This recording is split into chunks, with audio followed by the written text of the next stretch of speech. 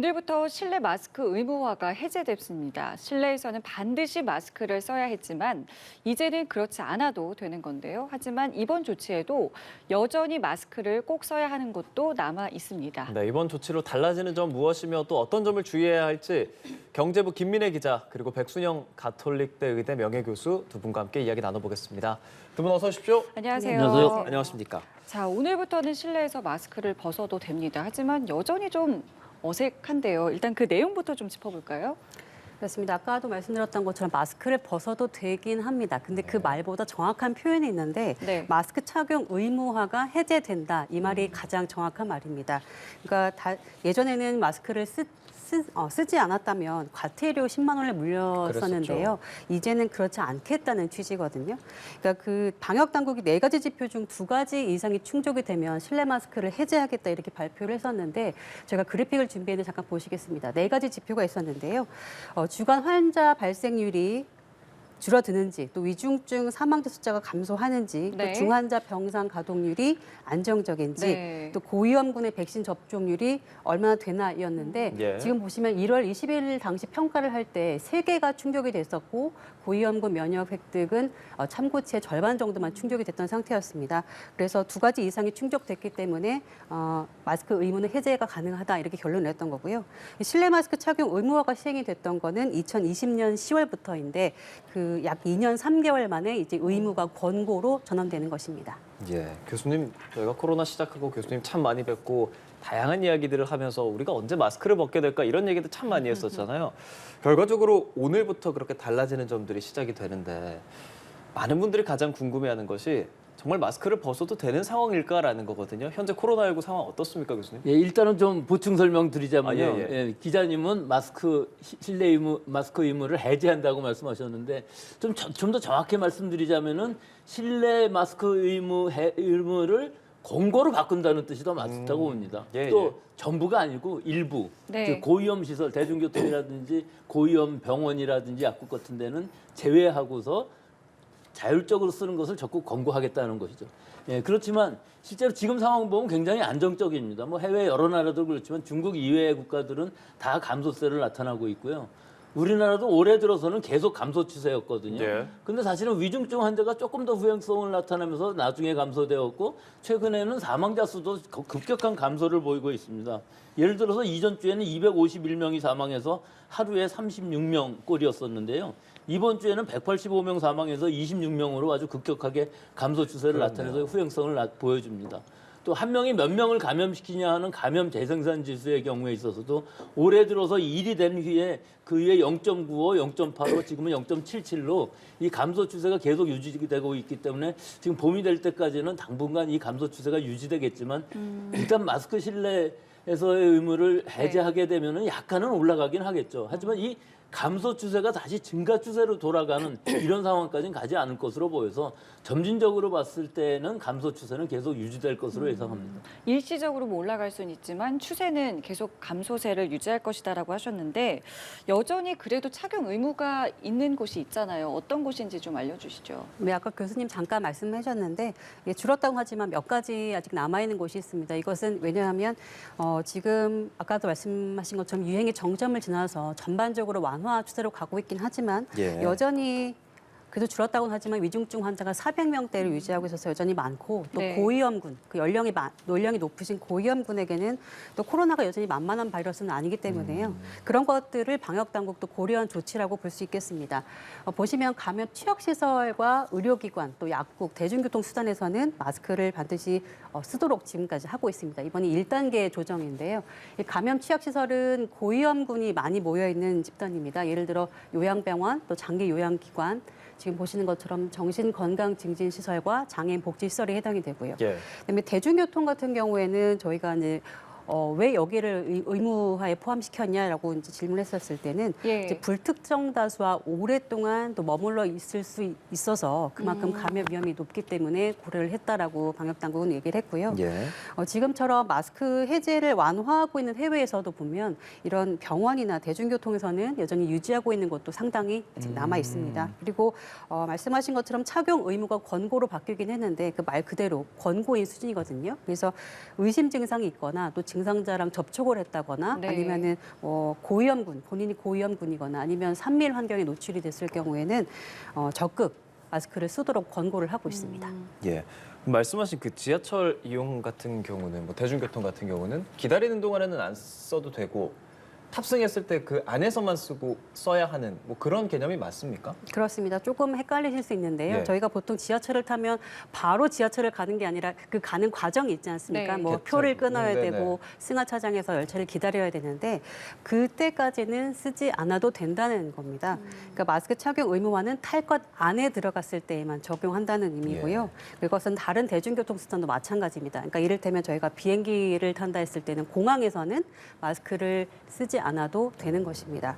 그다음에 그렇더라도 혼잡이 심한 경우는 마스크를 쓰도록 권고를 하고 있는데요. 이를테면 네. 저희가 뭐 지금 출퇴근길에 광화문역을 많이 오가는데 예. 거기도 출퇴근 시간에 보시면 엄청난 엄청 인파가 많죠. 오고 가고 하잖아요. 이제 그런 경우에는 지하철 내부보다 더 붐빌 수 있는데 그럴 경우에는 감염 예방을 위해서라도 가급적 마스크를 좀 써달라는 방역 당국의 당부가 있습니다. 네, 이렇게 지하철을 탔을 때, 그러니까 승강장에서는 벗고 탔을 때는 쓰고 이것이 실제로 좀 효과가 있는 건지 궁금한데요. 뭐 실제 법적으로는 그렇게 바뀌었지만요. 예. 버스를 기다리다가 우리가 갑자기 버스를 탈 때 마스크를 쓰면서 좀 시간을 지체하고 이렇게 되지 않겠습니까? 그러니까 네. 불편해서 그러게요. 결국은 대부분의 사람들이 쓰고 있더라고요. 저도 오늘 연합뉴스 오면서 벗고서 왔는데 엘리베이터를 타니까 안에 있는 모든 사람들이 다 쓰고 있어서 굉장히 좀 이랬었는데요. 예. 현실은 그렇습니다. 그렇기 예. 때문에 마스크를 쓴다는 것은 사실은 지금 자율에 맡겨 있는 상황이고 몇 가지 일부 시설만 제외되어 있는 것이기 때문에 대부분의 상황에서 안 써도 되지만 기자님 말씀하신 것처럼 내가 보호해야 되겠다든가 혹은 내가 남을 발견해서 내가 증상이 있을 경우는 꼭 써야 되고 노인분들과 접촉이 많으신 분들은 가능하면 쓰는 것이 좋다고 생각합니다. 예. 또 한 가지 마지막으로 말씀드리자면은 해외 대부분의 나라에서도 그렇게 하듯이 식당이나 카페 같이 다중이용 시설에서 종사하시는 분들, 예, 즉 예. 서빙을 하시는 분들은 대규모의 사람들과 접촉을 하게 되기 때문에 네네. 그 손님들은 안 쓴다고 하더라도 업체 그 자율적으로 그 종업원들에게는 마스크를 쓰기를 권고하는 것이 더 좋다고 생각합니다. 예. 좀 세부적으로 기자님 여쭤보고 싶어요. 그러니까 앞 사례를 좀 보면 그러니까 우리가 예를 들면 마트에 갔을 때 마스크를 안 써도 되는 거잖아요. 근데 요즘은 마트 안에 뭐 약국이 있는 경우도 있고 병원이 있는 경우도 있단 말이죠. 그렇죠. 그러면 이렇게 마트를 지나가다가 약국에 잠깐 약을 살 때는 마스크를 쓰고 가서 약을 사고 뭐 이런 거라고 생각을 하면 되겠습니까? 그렇게 생각하시죠? 예. 맞습니다. 맞는 거죠. 예. 그 마트 안에 요즘 같은 경우는 복합 시설이 있기 때문에 마트 안에 뭐 다양한 이제 기관들이 있잖아요. 그 네. 중에서 이제 아까 말씀하신 것처럼 병원이나 약국도 입점이 되는 경우가 상당히 있는데 그런 경우에는 약국이나 병원으로 신고된 면적 안에서만 마스크 착용 의무화가 돼서 예, 그쪽에서만 예. 착용을 하면 됩니다. 그러니까 약국으로 향하는 마트 내 이동 통로나 뭐 쇼핑몰의 이동 통로에서는 쓰지 않아도 되는 예. 것입니다. 이처럼 마스크 의무 시설에서도 일부 예외는 있는데요. 이를테면 요양시설 같은 감염 취약 시설이 있는데 그중에서 입소용 시설에서는 침실 등 사적인 공간이라면 평소에 같이 생활하는 입주자나 또 입소자나 또 상주 보호자가 있는 상황에 한해서는 마스크 착용이 의무는 아닙니다. 지금 저희가 그래픽으로 준비를 했는데요. 아까 지금 마트 나오고 있고요. 예. 그다음에 병원의 경우에도 1인 병실에 한해서 혼자 있거나 또 아까 마찬가지로 상주 보호자가 늘 같이 있는 경우에는 꼭 쓰지 않아도 됩니다. 근데 그 이른바 동거인으로 묶였을 경우에 한한 것인데요. 네. 그러니까 병원에서 1인실이라 하더라도 예를 들면 의료진이 들어오면 다 같이 마스크를 써야 되는 것이죠. 의료진은 동거인을 묶이지 않기 때문에. 예. 그러니까 그런 여러 가지 조금 헷갈릴 수 있는 경우들이 있는데 이건 질병관리청 홈페이지에도 마스크 권고 지침이라고 해서 그 내용을 올려놨기 때문에 궁금하신 분들은 한 번쯤 들어가서 보셔도 괜찮을 것 같습니다. 예, 그럼 좀 비슷한 차원의 궁금증일 수 있을 것 같은데 헬스장 같은 경우는 이제 침방울이 튈 수도 있는 상황이기도 하고 밀폐된 공간에 오래 존재하는 상황이기도 하고 이런 경우에는 또 어떻게 해야 되는 걸까요? 네, 지금 말씀드린 것처럼 마스크 의무화 시설에 헬스장은 포함이 안 되거든요. 네네. 그래서 공식적으로 일반적인 헬스장에서는 착용 의무는 없습니다. 그래서 쓰는 건 사실 말리지 않지만 예. 쓰지 않는다고 해서 과태료를 물리겠다는 건 아닙니다. 음. 근데 다만 헬스장이 그런 병원이나 요양시설 같은 그 마스크 착용 의무 시설 안에 있다면 내용은 좀 상황은 달라지는데요. 마스크를 써야 하는 것입니다. 그래서 예를 들어 운동하다 숨이 찰 수 있는데 예. 마스크 마스크를 쓰고 이제 운동하다 보면 숨이 찰 수 그쵸. 있잖아요. 그럴 때는 마스크를 벗고 별도의 어떤 그 실내 공간, 격리된 공간에서 쉬어야 한다라는 얘기를 하고 있습니다. 그리고 그 마스크 착용 의무 시설 안에 있는 헬스장 외에도 뭐 수영장, 예를 들면 목욕탕 같은 것도 이제 마찬가지인데요. 착용 의무 시설 내라면 써야 하는데 다만 뭐 물속이나 탕안 여기는 당연히 못 쓰겠죠. 네. 그리고 뭐 사우나, 찜질방 같은 그 내에 발안실이 있다면 그곳에서는 쓰지 않아도 된다고 합니다. 그리고 탈의실에서는 써야 된다는 지침이 있습니다. 그리고 제가 한 가지만 좀 예. 첨가한다면요. 말씀해 주시죠. 예. 전에 우리 줌바 댄스 때문에 한번 집단 발생이 일어난 적 예, 있지 있었죠. 않습니까?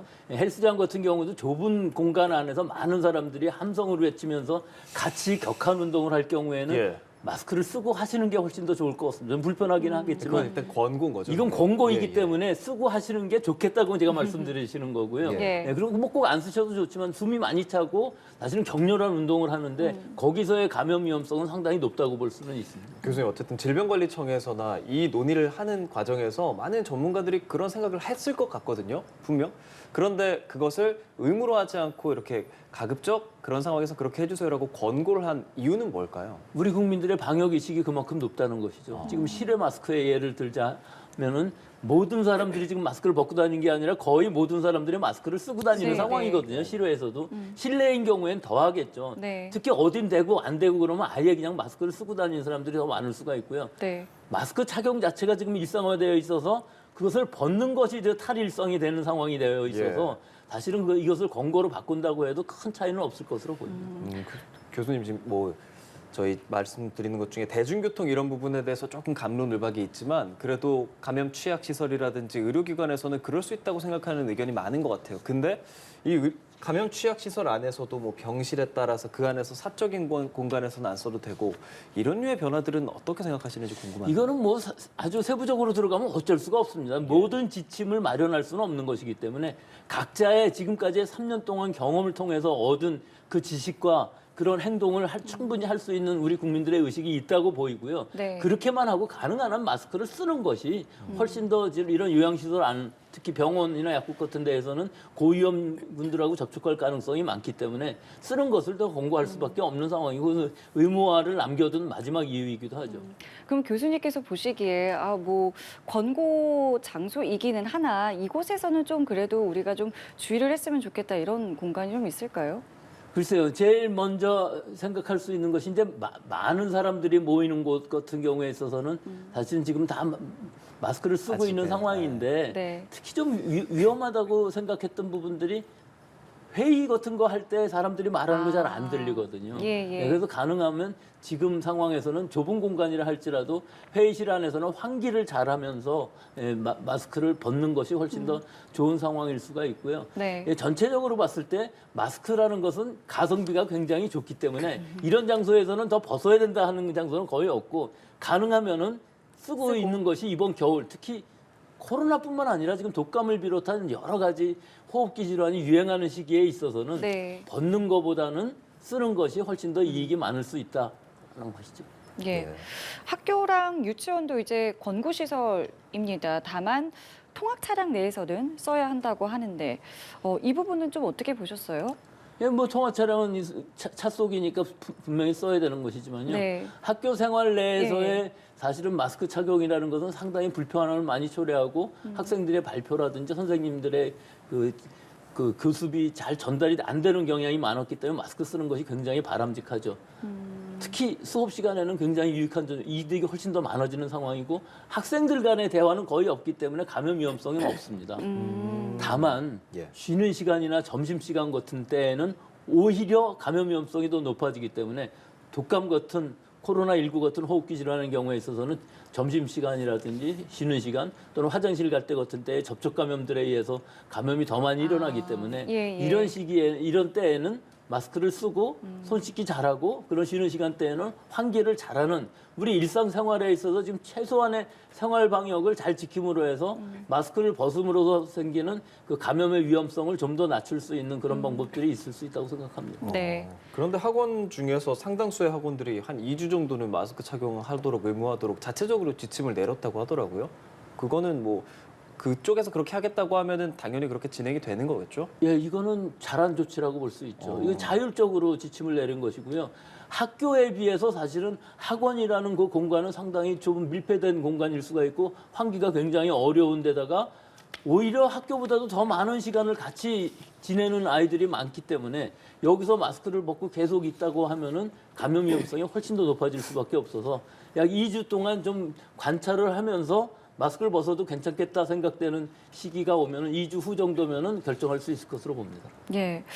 그 재감염률이 이제 낮아졌고 이제 추세로 보면은 이제 전체적으로 이제 감소세라고 초반에 말씀을 해주셨는데 그런 이야기도 있어요. 이게 만약에 어떤 뭐 새로운 변이종이 뭐 들어와서 갑자기 이게 다시 이제 감염이 확산이 되면 다시 또 우리가 마스크를 써야 하는가에 대한 부분이요. 뭐 이거 좀 지금으로 봐서는 궁금한데요. 그렇지는 않다고 봅니다. 새로운 바이러스 변이주가 새로 나타날 가능성은 거의 없고 지금 전 세계적으로 제일 위험한 게 XBB 1.5인데 미국이나 뭐 유럽 이외에는 거의 없고요. 지금 재감염률이 낮아졌다고 말씀하셨는데 사실은 반대입니다. 우리나라의 경우 재감염률이 약간 높아지는 상황에서 21.5% 정도로 올라가고 있거든요. 예. 이것은 BN1이라는 변이주에 의한 것인데요. 이 BN1이 원래 켄타우스라는 BA 2.75의 하위 변이주입니다. BA5랑 BA 2.75가 경쟁했을 때 BA 2.75가 이길 것이라고 생각을 했었는데 왜 그러냐면 변이가 훨씬 더 많거든요. 그런데 비해서 실제로는 전 세계적인 실상으로 봐서는 BA5가 대부분 우세종이 되었고요. 우리나라도 마찬가지였습니다. 근데 특이하게도 우리나라에서 최근에 와서 이 BA 2.75의 하위 변이주인 BN1이라는 것이 우세종이 돼서 지금 46.3% 정도까지 올라가 있는데요. 네. 이것이 아마 우세종이 될 것으로는 보이지만 이 변이가 전파력이 강하고 면역 회피력이 크다는 것은 사실이지만 그 이외에 다른 중증화율이라든지 사망률에 있어서는 큰 차이를 보이고 있지는 않아요. 그래서 이 변이주가 우세종이 된다고 하더라도 예. 사실 지금 우리의 유행이라든지 우리의 피해를 최소화하는 방역에는 큰 영향을 주지는 않을 것으로 예상합니다. 또 하나 그 사실은 이번 조치가 났을 때 중국발 양성률이 혹시 높아지면 이거 또 다시 문제되는 거 아니냐라는 부분도 있었는데 이 부분은 지금 어떻게 파악되고 있습니까? 그건 좀 과도한 거였던 것으로 보입니다. 지금 전체적으로 봤을 때 올해 들어서 약 100명 정도 하루 신규 해외 유입 확진자가 생기고 있는데요. 예. 이번 주의 경우에 있어서는 250명이 입국을 하면서 하루에 36명이 확진이 됐어요. 이 중에서 한 60~70%가 중국발이라고 하더라도 네. 뭐 십수명에 불과한 거거든요. 더구나 최국에는 단기 입국 비자가 제한이 되어 있는 상황이어서 네. 단기 체류자인 경우에 있어서는 0.4% 정도로 내려가 있고요. 어제 발표로는 단 한 명만이 지금 양성을 나타내고 있어서 이것은 이 입국 전에 진단검사 음성 또 네. 입국 후에 PCR 검사 이것들이 잘 이루어지고 있기 때문에 중국에서부터의 입국자의 그 영향은 아주 제한적이라고 볼 수밖에 없고요. 예. 이들이 가지고 들어온 바이러스도 우리나라에서 현재 유행하고 있는 바이러스들이기 때문에 큰 영향을 주지는 못할 것으로 예상할 수 있습니다. 많은 국민들이 걱정하고 있는 중국발 코로나 그리고 BN1 이 부분에 대한 의학적인 의견은 좀 들었는데 이런 걸 고려하는 것이 결국엔 마스크를 다시 쓰게 되는 상황이 있지 않을까 뭐 이런 부분이었는데 질병관리청장이 관련한 입장을 낸 것이 있죠. 결론적으로는 상황을 좀 더 지켜보겠다는 입장인데요. 마스크를 지금 벗었다고 해도 유행이 예상보다 이제 악화된다면 가능한 시나리오입니다. 그러니까 방역 당국이 한 얘기가 있는데요. 저희가 잠시 준비했습니다. 들어보시죠. 신규 변이가 정말 뭐 오미크론 때처럼 굉장히 빠른 속도로 국내에 확산을 해서 우리의 의료 대응 역량에 굉장히 이제 위협이 될 만큼 그런 수준이 되지 않는다면은 마스크 착용을 재의무할 그렇게 다시 시행할 것 같지는 않고요. 하지만 이제 그 여러 가지 변수들이 있기 때문에 이런 것들을 다 종합해서 모니터링하면서 검토하겠습니다.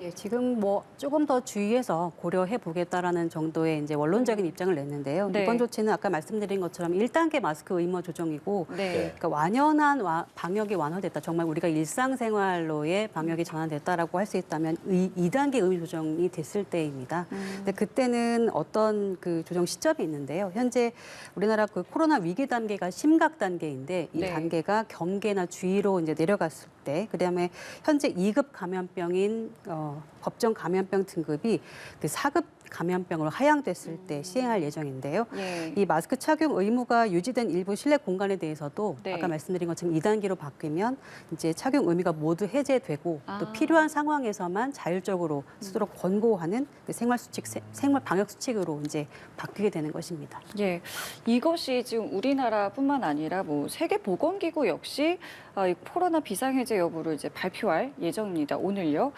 이렇게 된다면 이제 격리 기간이 혹시 좀 조정이 되는 게 아니겠느냐라는 추측도 있는데 어떻게 좀 예상해 볼 수 있을까요? 예, 그 공중보건 비상사태를 해제한다면은 물론 그렇게 할 수가 있습니다. 네, 그런데 지금 분위기를 봐서는 네, 지난주까지만 해도 이것이 해제될 것으로 보였었는데 WHO 사무총장의 얘기가 중국이라든지 이런 데서의 사망자 수가 늘어나는 걸 우려해 갖고서 중간 정도로 갔어요. 갈지 안 갈지 잘 예상이 안 됩니다. 그래서 해제가 안 될 경우에 있어서는 우리나라도 당분간 이 7일간 유지할 것으로 보이는데 이 7일간 격리 의무 해제라는 것이 격리 의무가 해제되는 것뿐만 아니라 문제가 여러 가지가 있습니다. 이 의무로 해서 이건 강제적인 의무 상황 아닙니까? 그렇기 때문에 유급 휴가라는 것도 줄 수 있는 것이고 또 입원했을 때 치료비라는 것도 생각할 수 있는 것이고 또 사실은 코로나19를 위한 입원 병상들, 중환자 병상뿐만 아니라 일반 병상들을 따로 마련해서 입원을 하게 되는데 사실은 이런 구분이 없어진다 그러면은 코로나19로 위중증화됐을 때 중환자실에 들어갈 수 있는 가능성이 굉장히 낮아질 수밖에 없어요. 항상 모든 대학병원의 중환자실은 만원 상태고 대기 상태거든요. 수술을 하고 나면 바로 중환자실로 내려가서 며칠 있다가 나오는 상황이기 때문에 이런 부분들에 있어서의 그 치료비라든지 또는 병상이라든지 이런 부분들을 사회적인 합의에 의해서 잘 마련한 후에 해제를 논의해야 되는데 아직은 논의 시점은 아닌 것으로 보입니다. 현실은 일주일 의무 격리이기는 하지만 네. 단속은 하고 있지 않기 때문에 잘 지켜지고 있지는 않은 상황이지만 일단 이 규제를 없앤다고 했을 때의 문제점들은 미리 의논을 하고 이 일반적인 국민들의 컨센서스를 잘 종합을 해서 이것을 결정을 하면서 서서히 해도 충분히 시간이 있을 것으로 보이기 때문에 이런 혼란이 생기지 않도록 해야 되는 것이 우리 지금 2급에서 4급으로 바꾸는 것도 마찬가지입니다. 이게 간단한 문제가 아닙니다. 여러 가지 치료비 같은 것들도 우리가 독감 걸렸을 때 타미프루 처방받으면 본인 부담하지 않습니까? 그렇죠. 지금은 라게브리오라든지 뭐 팍스로비드 같은 경우 굉장히 비싼 약인데 전부 무료거든요. 그러니까 이런 것들을 과연 자가 부담을 얼마나 할 것이냐. 예방접종도 마찬가지입니다. 이것들이 예방접종 전부 무료이지만 이게 당분간은 아마 무료로 갈 것이지만 이것을 과연 어떻게 할 것이냐는 이런 결정들을 다 해야 되는 것이기 때문에 이것이 그렇게 간단한 문제는 아니라고 봅니다. 예, 접종 얘기해 주셨잖아요. 그 마스크 해제 논의를 시작한 4가지 지표를 얘기했을 때 이 접종이 한 0.5 정도의 지표라고 해서 우리가 3.5개 달성했다라고 이야기를 했었잖아요. 접종 어느 정도 진행되고 있는지 그리고 지금이라도 접종 맞는 게 좋겠습니까? 어떻습니까? 이 접종은 뭐 전 국민을 대상으로 지금 접종하라는 것은 아니고 60세 이상이거나 고위험군 접종을 하라는 것인데 고위험군인 경우에 있어서도 고위험 시설에 계신 분들은 60% 이상을 만족을 했습니다. 예. 그런데 비해서 60세 이상의 연령. 경우에 있어서는 연령별로 60세 이상인 경우에 있어서는 35% 정도이기 때문에 사실은 그 50%를 미치지를 못한 것이죠. 하지만 지금 이 60대 이상의 연령층을 예. 중에서 일단 감염이 되고 또 3차, 4차 접종까지 받으신 대부분의 사람들은 이 지금 동절기 이가 백신 맞을 의향이 거의 없는 사람들이 많거든요. 그래서 이 급격히 늘어날 가능성이 거의 없어 보입니다. 하지만 지금 상황에서 이 예방접종률이 늘어나지 않는다고 해서 유행이 바뀔 가능성은 거의 없지만 기저질환이 있거나 지금까지 한 번도 걸리지 않으셨던 60대 이상들은 4차까지 맞았든 어쨌든 맞는 것이 더 감염 예방을 위해서는 맞을 것으로 보이는데 네. 사실은 그런 분들도 맞지 않으려고 하는 경향이 있어서 네. 지금으로서는 이 동절기 백신의 효과나 부작용보다도 네. 맞으려는 수용성이 적은 것이 문제인 것으로 보입니다. 이 부분도 좀 고민을 할 것 같아요. 이제 영유아 예방 접종 오늘부터 이제 사전 예약이 시작이 되는데 안심하고 맞춰도 되는 것인가 여전히 좀 의문 좀 있는데 어떻게 좀 보고 계세요? 실제로 안심하고 맞출 수는 있는데 네. 과연 그 효과가 얼마 정도 될 것이냐, 부작용 대비 효과의 이득이 클 것이냐 하는 부분에 좀 의문이 있을 수가 있어요. 성인 접종량이 30마이크로그램인데 비해서 이 소아인 경우에 있어서는 3분의 1은 10마이크로그램인데요. 네. 그거의 3분의 1인 3마이크로그램을 3번에 걸쳐서 접종하는 것이거든요. 그래서 효과는 상당히 제한적일 수가 있어요. 그래서 일반 영유아 6개월부터 4세까지 전부를 맞추라는 얘기는 아니고요. 좀 미숙아로 태어나서 면역력이 약하다든가 기저질환이 있다든가 네. 뭐 장기 이식 같은 것들을 했다든가 항암 치료를 하고 있는 아이들이라든가 이런 아이들은 맞는 것이 훨씬 더 이득이 클 수밖에 없습니다. 감염되었을 때는 위중증으로 갈 가능성이 높고요. 또 이런 어린 아이들일수록 진단부터 사망까지 시간이 굉장히 빠를 수가 있습니다. 아이들은 몸도 작고 증상이 빨리 악화되는 상황이기 때문에요. 그래서 이 부분은 6개월부터 4세까지의 예방접종이라는 의미는 예방접종을 원하는 사람들이 받을 수 있다는 것이 훨씬 더 큰 의미가 있습니다. 모든 사람들한테 부작용을 의심해서 부작용이 우려돼서 맞지 말라 뭐 이런 것도 아니고 네. 효과가 더 좋다 이런 것도 아니고 실제로는 방역당국도 상당히 애매한 공고를 하고 있는데요. 네. 사실은 2세까지의 아이들에 있어서는 효과가 훨씬 더 클 수가 있습니다. 그렇기 때문에 2세 이하의 아이들이 6개월부터 2세까지의 아이들이 감염되었을 때 굉장히 중증으로 갈 수 있는 고위험군의 아이들은 지금 맞는 것이 훨씬 더 좋을 것으로 봅니다. 네. 교수님 그럼 코로나 이런 예방 접종이 우리가 독감 백신 맞는 것처럼 다른 예방 접종처럼 뭐랄까요 좀 기본 접종이 될 수도 있을까요? 될 가능성은 충분히 있다고는 봅니다. 독감인 경우에는 매년 새로운 재조합 바이러스들이 나오기 때문에 일단 5, 6월경에 WHO에서 예상을 해서 그거에 맞는 백신을 마련하고 있는데요. 코로나19인 경우에 과연 그런 예상이 가능할까요? 올해 5, 6월에 예상을 해서 올해 겨울에 어떤 변이주가 유행할 것인지 그거에 대해서 맞추는 건 상당히 좀 어려운 일이긴 하지만 그렇게 해서라도 일단 1회 접종을 하고 고위험군인 경우는 2회 접종을 하는 것을 이제 목표로 하고 있는데 우리나라도 따라갈 가능성이 크기는 합니다만은 더 좋은 방식이라 그러면은 범 코로나 백신이라는 걸 개발하고 있습니다. 즉 코로나19뿐만 아니라 변이주뿐만 아니라 일반 감기를 일으키는 코로나 바이러스에 들을 수 있는 범 코로나 백신이 개발된다면은 그것은 1년에 한 번 정도 맞을 가능성이 충분히 높고 효과도 훨씬 더 좋을 것으로 예상하는데 아직까지는 어느 것이 될지는 알 수는 없습니다. 네, 알겠습니다. 자, 코로나19 실내 마스크 의무화가 오늘부터 해제되는데요. 관련 소식을 경제부 김민혜 기자 그리고 백순영 가톨릭대 의대 명예교수와 오늘 함께 이야기 나눠봤습니다. 두 분 고맙습니다. 잘 들었습니다.